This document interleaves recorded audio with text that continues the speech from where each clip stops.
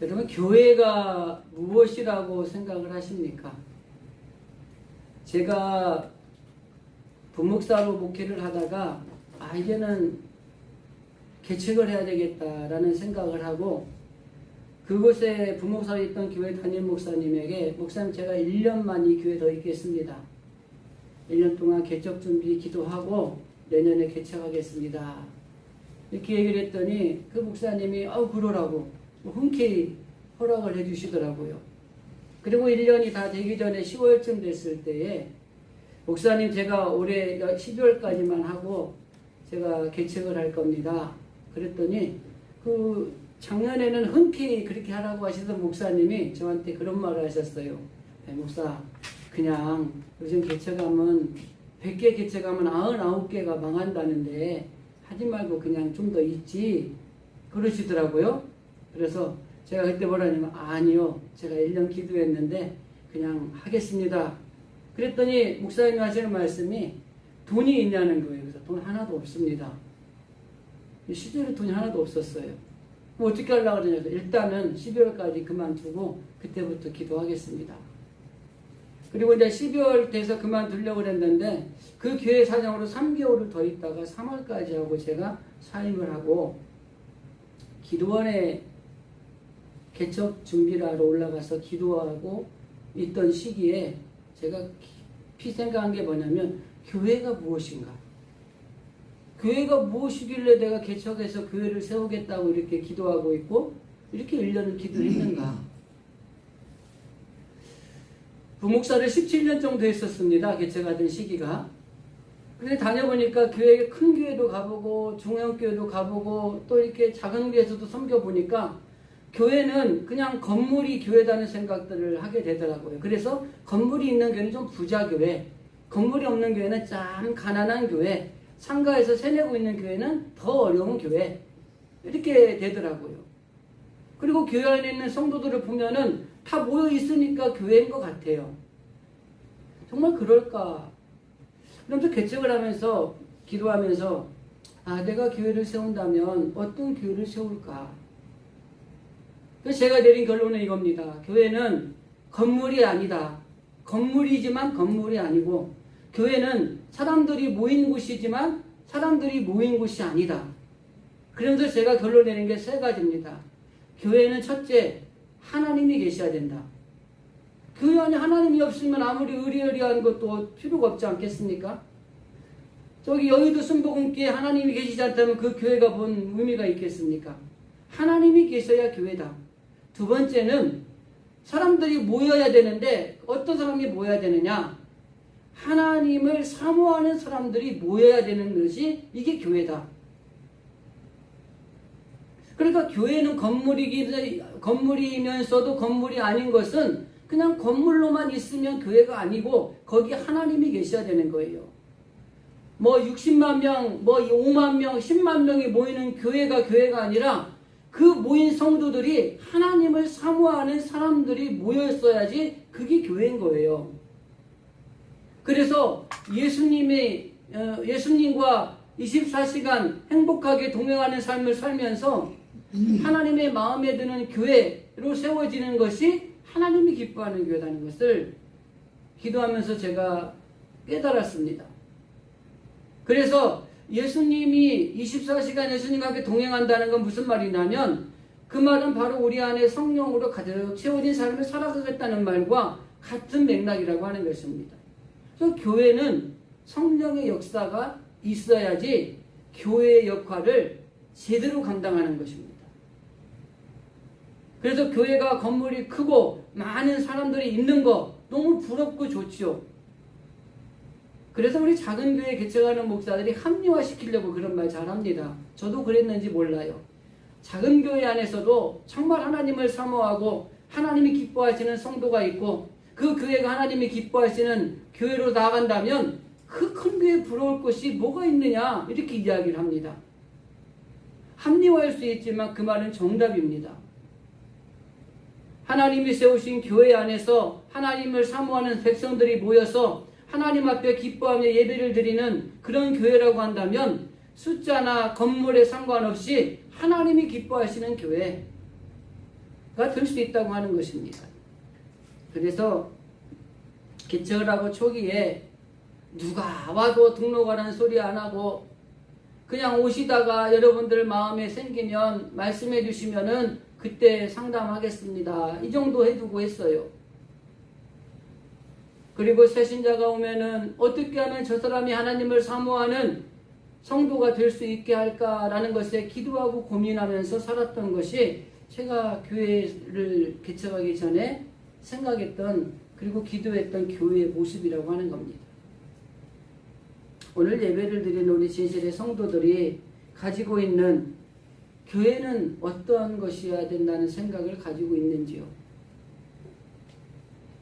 바울이 교회에 대해서 아주 간단하게 그의 서신서를 통해서 요약을 해놓은 말씀이 있습니다. 에베소서 1장 23절에 보면 교회는 그의 몸이니 만물 안에서 만물을 충만하게 하신 이의 충만함이니라 라는 말씀을 하고 있어요. 이 말씀은 무슨 말이냐면 교회는 하나님의 모든 영광으로 충만한 그리스도의 몸이라고 하는 것입니다. 그러니까 교회가 예수님 자체라고 하는 거예요. 그러니까 건물이 교회가 아니라는 겁니다. 모인 사람들이 교회가 아니라 예수 그리스도의 몸으로 충만한 사람들이 모인 공동체가 있는 곳이 교회라고 하는 것입니다. 즉 내 안에 성령으로 충만한 삶을 살아가고 있는 사람들이 모여진 곳, 그곳이 하나님의 교회요, 하나님이 기뻐하시는 교회라고 하는 것이 이 바울이 말씀하고 있는 내용이라고 하는 것입니다. 그래서 예수 그리스도가 계시고 하나님이 계시는 그 교회보다 더 큰 거는 없어요. 더 높은 거는 없습니다. 그래서 우리는 교회가 소중한 것이고 온전한 교회를 향하여서 하나님의 백성들이 모여서 그 교회를 세우는 일에 우리는 열심을 다해야 된다는 것이 이게 바로 바울이 가진 사상이라고 하는 것입니다. 그런 의미에서 우리 교회를 세워주시고 여기까지 인도하신 하나님 앞에 우리가 감사와 찬양과 영광을 돌려드려야 되는 겁니다. 그리고 이 교회 안에서 성도된 우리들이 하나님 앞에 열심히 헌신하고 봉사하고 충성하면서 자리를 지켜왔던 것에 너무너무 감사한 거예요. 우리 개개인이 교회의 주인이고 우리 개개인이 이 교회에 또 기둥이라고 하는 이런 사상을 가지고 하나님의 교회를 섬겨오고 하나님의 교회를 이끌어가는 것, 이게 중요한 모습이라고 하는 것입니다. 오늘날 교회 생활을 위협하는 요소들이 참 여러 가지 요소들이 있습니다. 첫 번째가 뭐냐면 이 과학 문명의 발달로 인해서 일어나는 결과들 때문에 이 교회를 위협하는 요소가 돼서 너무 발달해가지고요. 두 번째는 코로나 이후에 이 정체되거나 침체되거나 나태한 신앙이 아직까지도 회복되지 못하고 있는 것들이 있다고 하는 것입니다. 이미 오래전 얘기에 나왔던 거지만은 또 한 가지는 주 5일제의 영향으로 인해서 이 쉬는 여가생활 시간이 많아지다 보니까 이 주말에 교회라고 하는 곳과는 좀 동떨어진 본인들의 여가생활을 위해서 투자하다 보니까 점점 교회로부터 떨어져 나가는 일들이 생기는 거예요. 이러한 여러 가지 복합적인 모습으로 인해서 하나님의 백성인 성도들이 교회에 오는 발걸음을 막아내는 것들이 너무 많아지고 있다고 하는 것입니다. 그래서 교회도 어려워지는 거예요.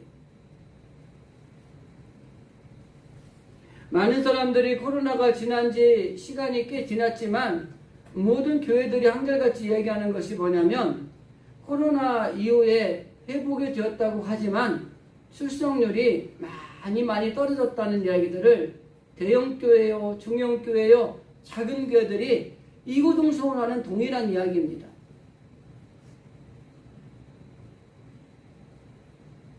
이러한 시기에 교회가 교회되는 비결, 하나님의 백성인 성도가 성도되는 비결을 우리가 분명히 인지하고 성도가 성도되는 비결을 가지고 하나님의 세우신 교회를 교회답게 만들어가는 주인공들이 되어야 된다는 것이 오늘 이 말씀을 통해 드리고 싶은 내용이라고 하는 겁니다. 하버드 대학의 역사, 사회, 그리고 신학 교수인 하비 콕스라는 분이 계세요. 이분이 쓴 책이 하늘로부터 오는 불길이라는 책이 있는데 이 책에서 이분이 교회에 대한 이야기를 이렇게 합니다. 애당초 교회는 성령의 역사로 시작된 것이다. 성령의 역사, 성령의 은혜, 이로 인해서 교회가 존재하고 교회가 부흥하는 것이다. 사실 초대교회 부흥의 역사는 어디에서 일어나냐면 성령이 그들에게 임했을 때에 교회가 존재하게 되고 교회가 부흥하는 일들이 일어났다는 것을 우리는 역사적으로 잘 알고 있습니다. 성령의 역사는 어떠한 환경과 어떠한 상황도 뛰어넘는 힘이 있습니다. 그래서 교회가 존재하는 목적은 교회 안에 성령의 역사가 일어나야 되는 것입니다. 하나님의 백성인 성도들이 성도답게 하나님이 기뻐하시는 성도가 되기 위해서는 우리 안에 성령으로 충만함으로 성령의 역사가 우리 안에서 일어나는 것들을 경험하셔야 된다고 하는 것입니다. 그래서 어떠한 상황이나 어떠한 판단도 뛰어넘는 것이 성령의 역사라고 하는 것입니다. 더 나아가서 어느 것에도 제한을 받지 않습니다.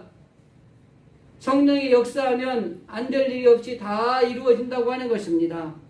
그러다 보니까 예수님의 제자들인 어부들이 사도로서의 쓰임을 받는 일들이 생긴 것도 이 성령의 역사로 가능했던 것입니다. 그리고 저와 여러분이 하나님의 자녀가 된 것도 성령님이 우리 안에 오셔서 성령의 역사로 인해서 우리가 하나님의 자녀가 된 것이에요. 그리고 이 제자들이나 이들이 결과적으로 온 땅에 복음을 전하고 복음을 널리 전할 수 있는 것도 바로 이 성령의 역사로 가능했다고 하는 것입니다. 예수님은 오늘 본문의 말씀을 통해서 오늘날 우리 교회가 교회답게 되고 하나님의 백성인 성도가 성도답게 되는 비결을 말씀하고 있습니다. 사도행전 1장 8절입니다. 오직 성령이 너희에게 임하시면 너희가 권능을 받고 온 유대와 사마리아와 땅끝까지 이르러 내 증인이 되리라 하시니라. 이 말씀이 주님이 교회가 교회답게 되는 비결이요 성도가 성도답게 되는 비결이라고 우리에게 주신 말씀이라고 하는 것입니다. 그렇다면 이 교회가 교회답게 되는 비결, 성도가 성도답게 되는 비결은 무엇일까요? 첫째, 교회는 성령이 임해야 됩니다. 성도들에게도 성령이 우리 안에 오셔야 됩니다. 그래야 교회가 교회다워지고 성도는 성도다워지는 것입니다. 여러분, 이 성령에 대해서는 참 많은 말씀을 드렸습니다. 성령이 임하는 것이 신앙생활에서 우리가 쓰임받을 수 있는 시작점이라고 하는 것입니다. 오늘 본문의 말씀 뒤에 가서 설명하겠지만은 보세요. 너희에게 성령이 임하니까 그 다음 뭐가 생겨요? 권능이 생기는 거예요. 파워가 생기는 거예요. 그 파워가 생기니까 어떤 일이 일어나요? 주의 복음을 증거하는 증인의 삶을 살게 되는 일들이 일어나는 거예요. 그래서 교회가 힘을 가지기 위해서 가장 중요한 것은 교회 안에 성령의 역사가 일어나야 되는 것입니다. 성도가 온전한 성도답게 되는 비결은 먼저 성령으로 우리가 충만하셔야 되는 거예요. 그래야 권능이 임하고 그래야 증인의 삶을 살아도 두려워하지 않고 목숨을 내놓고 순교할 수 있는 일들이 생기게 된다고 하는 것입니다. 조직도 필요합니다. 행정도 필요하고요. 돈도 필요해요. 재정이 든든해야지 교회가 바로 설 수 있지 않겠습니까? 더 나아가서 상황도 좋아야 됩니다. 전도가 잘 되는 지역이 있고 안 되는 지역이 있고 사람이 오가지 않고 이런 상황이나 형편도 중요해요. 더 나아가서 어떠한 경우에는 프로그램이 너무 많은 것들이 좋아야 된다라고 생각도 합니다. 다 좋습니다. 그러나 가장 중요한 건 뭐예요? 교회는 성령의 역사가 있어야 되는 거예요. 성령님이 살아 숨쉬는 놀라운 역사들이 일어나야 그 다음에 프로그램이나 조직이나 아니면 재정이나 그리고 많은 행정이나 이런 것들이 뒷받침이 돼서 파워로서의 큰 일을 할 수 있는 것입니다. 그래서 무엇보다 중요한 거 교회는 성령의 역사가 일어나야 되는 것입니다. 예를 들어서 자동차 운전하는데 휘발유 그 게이지가 고장이 났다고 생각해 보십시오. 얼마나 불안하고 운전하는데 힘들겠습니까? 예전에 제가 언젠가 모르는데 그 게이지 고장난 거를 가지고 운전하는데 이 기름이 얼마가 있는가를 모르겠는 거예요. 매번 불안한 거예요. 우리의 영적인 게이지도 마찬가지입니다. 교회도 마찬가지고 성도들도 마찬가지고 영적인 게이지가 고장이 나가지고 그냥 세상 물결에 흘러가는 대로 살아가고 있다고 생각해 보십시오. 그렇기 때문에 우리는 우리 안에 성령이 충만한 역사가 일어나야 된다고 하는 것입니다. 그래서 교회도 마찬가지고 교회 안에 속한 하나님을 사모하는 성도들도 마찬가지고 급히 회복해야 될 게 뭐냐면 성령의 권능에 대한 믿음입니다. 내 안에 성령으로 충만함이 있다고 하는 믿음을 가지고 계셔야 되고 그 믿음을 가지고 지속적으로 신앙생활하는 영적인 감각을 회복하셔야 되는 거예요. 그래서 내가 사는 것 같지만 내 안에 계신 성령님 안에서 내가 살아가는 거죠. 갈라디아서 2장 20절 말씀에 그리스도가 사는 것이라는 말씀을 할 때에 내가 사는 것이 아니요 뭐라 그래요? 내 안에 계신 그리스도 안에서 내가 사는 것이다. 그러니까 우리가 살아가고 있는 것 같지만 우리가 사는 게 아니라 그리스도 안에서 살아간다는 것입니다. 이게 필요한 거예요, 여러분.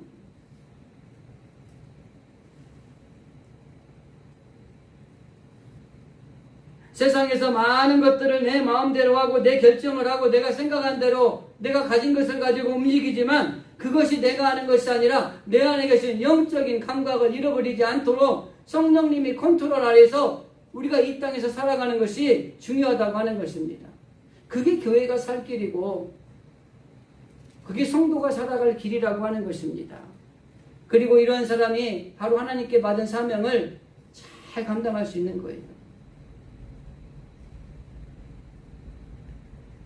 두 번째는 성령이 임하게 되면은 권능을 받습니다. 이 권능이라는 단어가 헬라어로 디나미스라는 말이에요. 디나미스라는 말을 그냥 우리 한글로 보면 능력입니다. 다이나마이트 같은 큰 힘을 가진 걸 표현할 때 디나미스라는 헬라어를 씁니다. 능력이 없으면 주의 일을 온전하게 할 수가 없는 거예요. 그래서 여기서 성령이 임하니까 다음으로 따라오는 게 능력을 주는 거예요. 이 힘이라고 하는 것입니다. 즉 이 말은 뭐냐면 교회가 성령이 임하면 권능을 주는 것은 교회가 힘이 있는 교회가 되어야 된다는 거예요. 근데 힘이 있으라니까 어떤 힘을 말하는지를 착각하는 분들이 계세요. 교회가 크고 돈이 많으면 힘이 있고 교회가 작고 돈이 없으면 힘이 없는 것이 아니에요. 그 교회 안에 성령의 역사가 일어나느냐 그러지 않느냐에 따라서 그 교회가 힘 있는 교회인가 힘이 약한 교회인가가 판가름 나는 것입니다. 그래서 여기서 말하는 이 힘이라고 하는 것은 자신과 세상을 이기는 권능을 말하는 겁니다. 여러분 절제라는 말이 있잖아요. 왜 사랑의 성령의 열매 가운데 절제가 맨 마지막에 있다 그래요? 뭐 여러 사람들이 이야기하는 이야기니까 하겠습니다. 앞에부터 사랑, 온유, 충성 뭐 쭉 있던 것들이 이 열매가 절제하지 않으면 소용이 없다는 겁니다.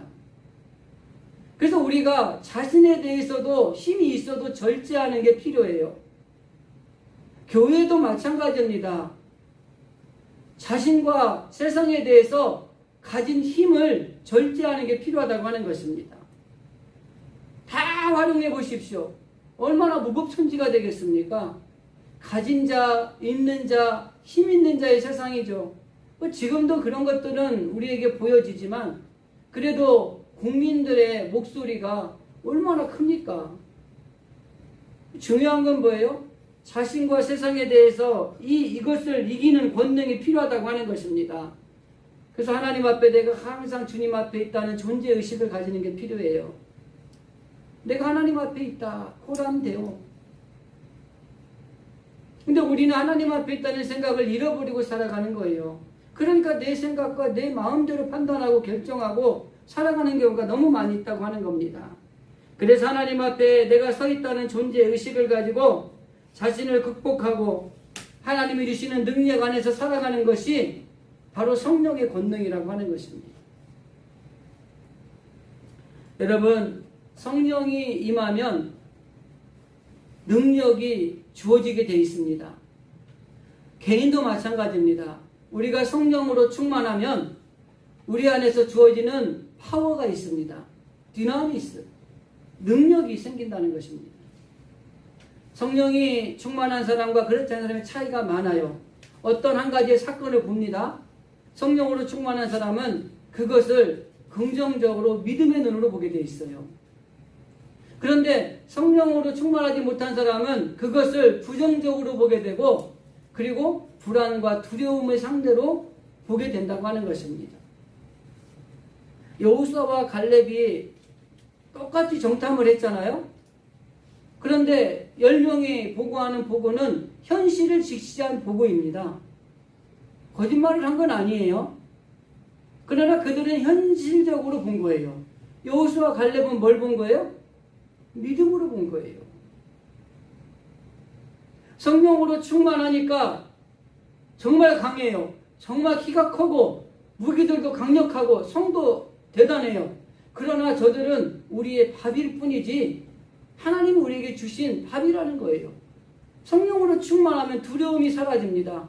보는 시각이 달라집니다. 어떤 상황과 형편도 다 초월하여 넘을 수 있는 일들이 생기는 겁니다. 그런데 성령으로 충만하지 못하면 불안합니다. 두렵습니다. 현실을 직시하고 그 현실을 바라보다가 결국에는 포기하는 일들이 생긴다고 하는 것입니다. 그래서 성령의 역사가 우리에게 임하면 권능을, 능력을 주시게 돼 있어요. 왜? 하나님이 일을 하셔야 되기 때문에. 그리고 최후적으로 말하는 것이 교회는 증인으로서의 삶을 살아가야 되는 것입니다. 여러분, 교회가 존재하는 가장 중요한 목적 중에 하나가 뭡니까? 복음 전파잖아요. 예수님의 증인의 삶을 살아가는 겁니다. 교회가 예수님의 증인의 삶을 살아가는 교회가 되어야 되는 거예요. 우리 성도들이 예수님의 증인의 삶을 살아가는 성도들이 되어야 되는 것입니다.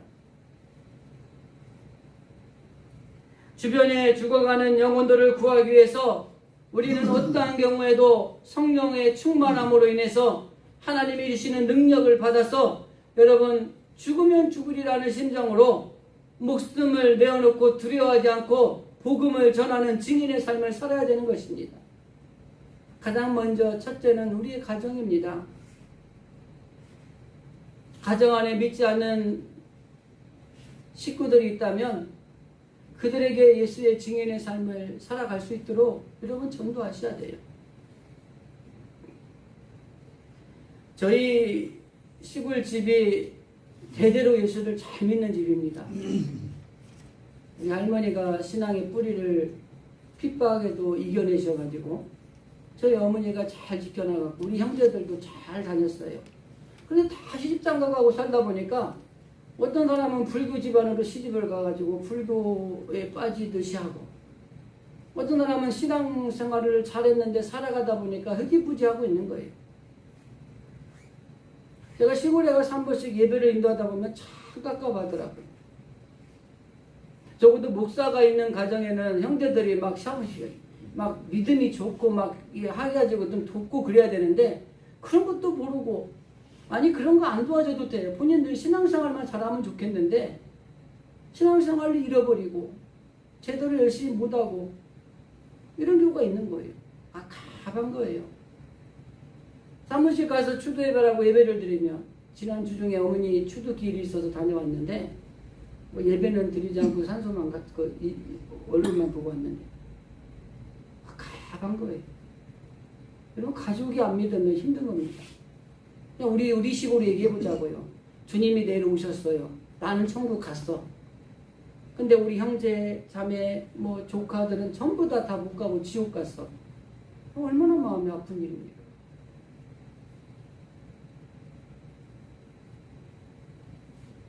두 번째는 우리의 이웃을 돌아보면서 믿지 않는 이들에게 복음을 전할 수 있어야 됩니다. 거지 나사로가 천국에 가고 그 부자가 지옥에 갔잖아요. 거기 가보니까 이 부자가 깨달은 거예요. 자기 형제들 얼마나 귀합니까? 좀 보내달라는 거예요, 나사로를. 여러분, 그 이야기 속에 우리가 우리의 가족 그리고 우리의 이웃에 대해서 얼마나 복음을 전하는데 터부시하고 있는가를 점검하셔야 됩니다. 또 하나는 신앙생활을 하다가 잘하지 못하는 가족이나 이웃들이 있다면 우리가 이거를 뭐라 그래요? 낙오된 자 혹은 잃어버린 양이라고 표현을 하죠. 그 잃어버린 양들을 위해서도 여러분 복음 전하셔야 돼요. 종종 보면은 부모들은 신앙생활을 잘 하는데 자녀들이 못하는 경우가 참 대부분이 많더라고요. 뭐 우리 교회뿐이 아니라 전체적으로 볼 때 그래요.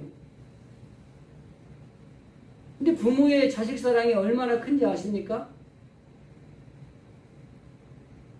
얼마나 힘들면 그러겠어. 이렇게 이해를 해버려요. 여러분, 우리가 신앙생활 할 때 그렇게 이해받고 신앙생활 하셨나요? 저는요, 저희 할머니가 친구들하고 놀고 있으면 주일학교 가라고 50원 손에 쥐어주면서 놀고 싶어서 안 간다고 울면 빗자루 갈퀴 들고 쫓아오면서 두드러 패면서 저를 교회 가라 그랬어요. 그럼 저 울면서 교회 갔어요, 어릴 때. 정말 싫었어요, 우리 할머니가. 애들은 다 놀고 있는 나는 교회 가는데 2시에 예배인데 1시쯤 되면 교회 가라고 쫓아오는 거야. 저는 그 할머니가 얼마나 저한테 소중했던가를 지금은 압니다. 아이들 힘들죠? 피곤하죠? 그렇지만 신앙에 대해서는 철저하게 양보하지 않아야 돼요.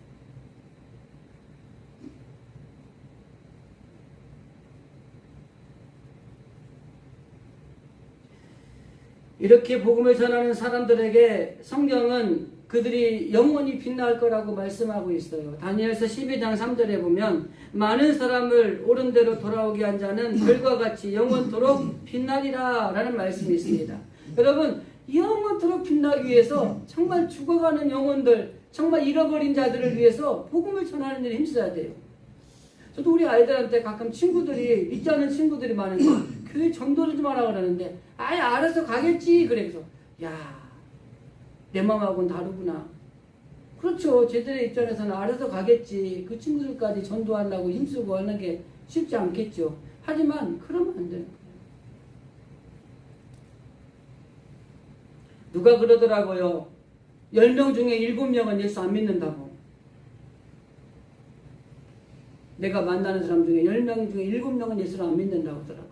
근데 저는 만나는 사람 중에 10명 다 거의 믿어요. 그러니까 목사가 전도하기 힘든 거야. 예수 믿는 사람들도 만나는 사람들이 세상 친구를 안 만나니까 힘들긴 한 거예요. 그러나 내가 만나는 사람의 7명 이상이 예수를 안 믿고 있다는 생각을 가지고 뭐 꼭 목을 잡으라는 게 아니라 전하는 거예요. 야, 너도 교회 다녀. 예수 믿어봐. 이렇게 해보는 거죠.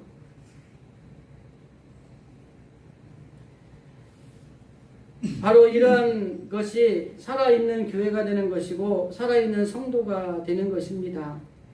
살아 움직이는 교회가 살아있는 교회가 될 수 있고 살아 움직이는 성도가 살아있는 성도가 될 수 있는 것입니다. 현재 우리들의 상황은 어떻습니까? 여러 가지 이유로 인해서 나태해지고 있다면 우리 회복하셔야 됩니다. 이대로는 안 된다는 생각으로 우리들의 신앙생활을 한번 되돌아볼 수 있어야 되는 것입니다. 어떤 사람은 예수 잘 믿다가 마지막에 예수님 부인하고 지옥 가는 사람도 있고, 어떤 사람은 예수도 잘 안 믿고 세상에서 방황하다가 예수님 믿는다고 마지막에 영접해가지고 천국 가는 사람도 있고. 근데 제가 볼 때 우리 교회 성도님들은 정말 예수님 잘 믿고 계시고 오랫동안 신앙생활 하셨어요. 그런데 여기에서 우리가 마지막에 나태해지거나 그래서 우리가 만일에 마지막에 버림받고 못 간다면 얼마나 억울하겠습니까? 우리 진실의 성도들 열심히 신앙생활 하다가 경건의 모습을 혹여라도 잃어버리셨다면 이제 회복하셔야 되고, 이전의 신앙생활과 비교할 때 내가 나태해졌다고 생각을 하면 회복하셔야 됩니다. 뭐 누구를 위해서 회복하는 게 아니라 자신, 나를 위해서 회복하셔야 됩니다. 첫사랑을 잃어버리고 방황하고 있다면 그 방황을 이제는 끝내셔야 됩니다. 하나님 앞에 우리의 신앙을 돌아보고 회복하시고, 우리 교회가 살아있는 교회가 되기 위해서 먼저 우리 성도들이, 살아있는 성도들이 되어야 되는 것입니다. 이것이 바로 교회가 교회되는 비결이고, 이런 교회가 살아있는 교회라고 하는 것입니다. 이것이 바로 성도가 성도되는 비결이고, 살아있는 성도가 될 수 있다고 하는 것입니다. 제가 살아있는 교회의 특징을 몇 가지를 한번 나열해 볼 테니까 우리 교회와 내 신앙을 한번 접목해 보셔서 점검 한번 해보시기 바랍니다. 과연 우리 교회는 살아있는 교회일까? 나는 과연 살아있는 성도일까? 살아있는 교회의 특징 첫 번째는 주는 자로 가득하답니다. 나눌 줄 아는 사람들로 가득하답니다. 두 번째는 믿음 위에서 모든 걸 운행합니다. 안 된다 보다 할 수 있다 해보자. 이게 믿음의 말이죠. 그리고 하나님의 말씀에 순복을 합니다. 주의 사자들을 도와서 함께 협력하는 사역을 돕습니다. 그리고 예배 훈련과 교제와 봉사에 최선을 다하고 있는 교회입니다. 그리고 영성생활을 회복하는 교회요, 전도를 회복하는 교회입니다. 그리고 항상 변화가 있어서 일꾼이 늘 부족하고 선교사에게 열심을 가지고 활발하게 움직이는 교회입니다.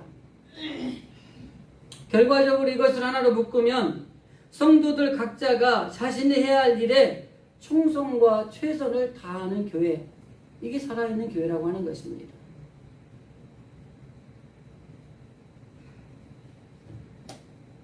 살아있는 교회가 어떠한가를 오늘 초대교회 모습을 통해서도 우리가 돌아볼 수 있는데, 사도행전 2장 47절에 보면 하나님을 찬미하며 또 온 백성에게 친송을 받으니 주께서 구원받는 사람을 날마다 더하게 하셨다. 바로 이 초대교회의 모습이 우리 진실의 교회의 모습으로 되어져 가야 된다고 하는 것입니다. 하나님을 찬양하는 교회, 모든 사람들에게 칭찬받는 교회, 날마다 믿는 자들이 생겨나는 그런 아름다운 교회, 예수님 때문에 모이는 교회, 모이기를 힘쓰는 교회, 이게 바로 초대교회의 교회의 모습이었다고 하는 것입니다. 결론적으로 우리 교회는 하나님의 목적에 합당한 교회가 되기를 원합니다. 평생 비전이 24시간 예수님과 행복하게 동행하며 하나님의 마음에 드는 교회의 삶이라고 하는 것입니다. 하나님의 사랑이 좋은 교회가 되어야 되고, 하나님이 중심이 되는 교회, 바로 이게 우리 교회가 걸어가야 될 모습이라고 하는 것입니다. 그 이전에 먼저 우리 교회 성도들이 하나님의 목적에 합당한 성도들이 되어야 되고, 하나님 중심의 성도들이 되어야 되고, 24시간 예수님과 동행하는 성도가 되고, 결론적으로 하나님의 마음에 드는 성도들이 되어져야 되는 것이 우리 교회 숙제라고 하는 것입니다.